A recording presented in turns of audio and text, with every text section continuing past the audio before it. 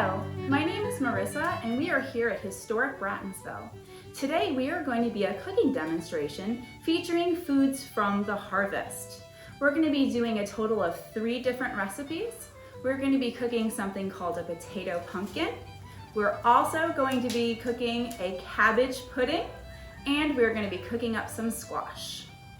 So today the recipes that we are going to be cooking all come from a cookbook called The Virginia Housewife, which was originally published in 1824 and was written by a woman named Mary Randolph. Now, the names of the recipes may sound a little unusual to our modern ears, but as you're going to find, they're actually very delicious. The squash is going to be served with some cream and some nutmeg. The potato pumpkin is going to be the pumpkin, and we are going to be serving it up with a forcemeat stuffing. And the cabbage pudding, it's actually not a pudding at all. It is going to be a cabbage that is also going to be stuffed with a forcemeat stuffing. So I hope you all enjoy watching along as I prepare these meals. So we are going to begin with preparing the forcemeat stuffing. Now, a forcemeat stuffing is a stuffing that's made of bread, and then it has a meat product in it, which could be something like beef marrow. It could be bacon fat. It could even be sausage, and sausage is what we are going to be using today. So the first thing we're going to do is prepare the sausage. We're going to be doing that by cooking it up in our spider, which is our cast iron skillet that you see down by the hearth. So I'm going to begin by collecting some hot coals from our fire, and then I'm going to be placing them onto the brick hearth, and then taking the spider and placing it over the hot coals. And right here is the sausage that we're going to be cooking. So I'm going to go ahead and put it into the pan right now. And the pan's still a little bit cold, but as it heats up, you're going to hear the sausage begin to sizzle. And if you were in the kitchen with me here today, you'd begin to smell it as well. So while the sausage is cooking, we are going to continue to prepare our forcemeat stuffing. And this forcemeat stuffing recipe is also in the Virginia Housewife.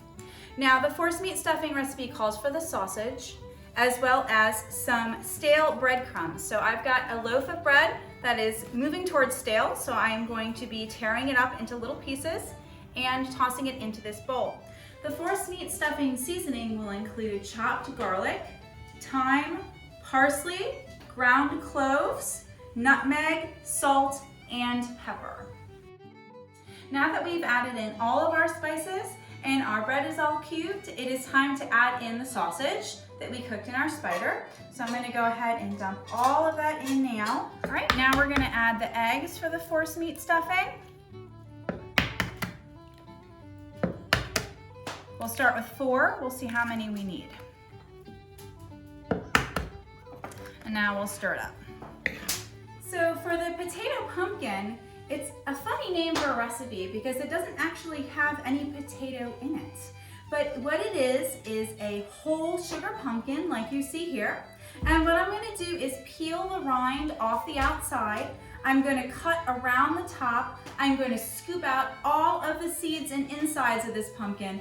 And then I'm going to go ahead and stuff it with the forcemeat stuffing.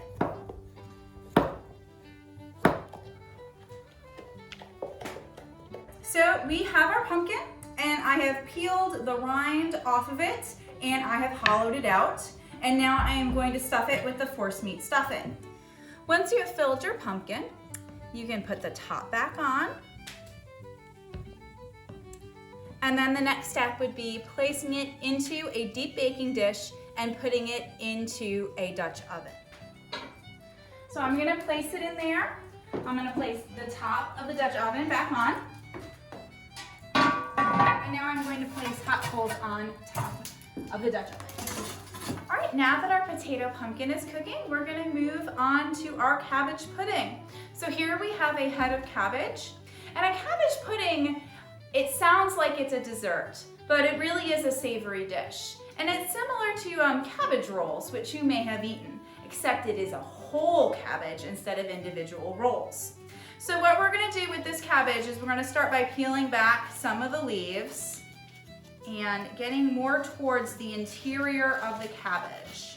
And then we're gonna hollow it out, cut a little hole in the middle, and we're going to be stuffing it with the force meat stuffing. We remove some of the interior leaves, and then we are going to be mixing it with the force meat stuffing. And then we're going to be putting the force meat stuffing, the same force meat stuffing that we made for our potato pumpkin, and we're going to be putting it back into the cabbage.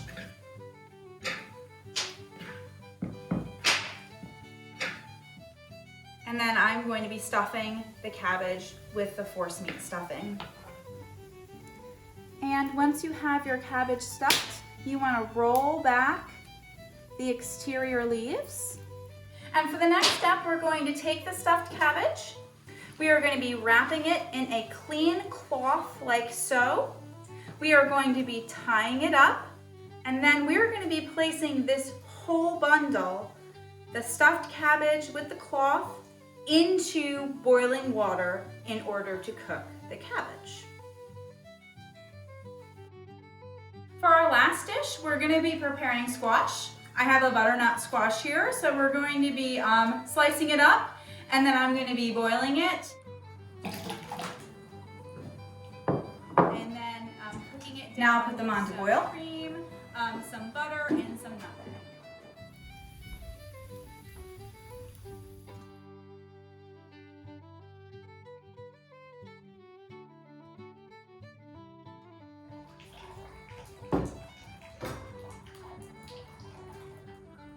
Let's check and see how our cabbage pudding is doing. You can see it's nicely cooked.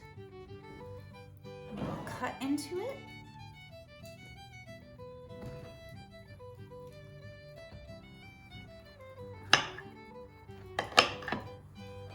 And we have a nice cabbage pudding. Now we're going to check on our potato pumpkin and see how it is cooking.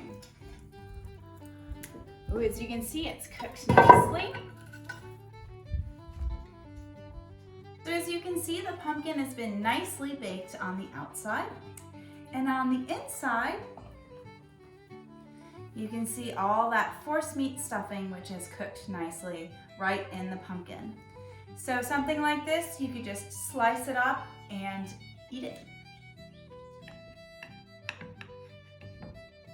We're gonna finish up our squash recipe. We have our squash that we boiled over the fire, and it is very soft. So right now I'm just going to move it to a bowl so that we can mash it up, and we can add some salt and pepper. We can add a little bit of butter and some cream. All right, now we're gonna take our squash and we are going to put it into our spider, which is already very warm. And you hear it sizzling. So we're just gonna cook it down a little bit. It says to cook it till it's dry. So we're just gonna just boil it up a little. Now we have finished our fall feast. We have our potato pumpkin and our cabbage pudding and our prepared squash. So these are the types of food that you would see typically here in South Carolina, in this part of South Carolina in the fall. And all of them, once again, come from the Virginia Housewife Cookbook written by Mary Randolph. And if you are interested in trying to recreate some of these recipes, the Virginia Housewife is available on Google Books for free as a PDF download. So happy cooking and enjoy your fall.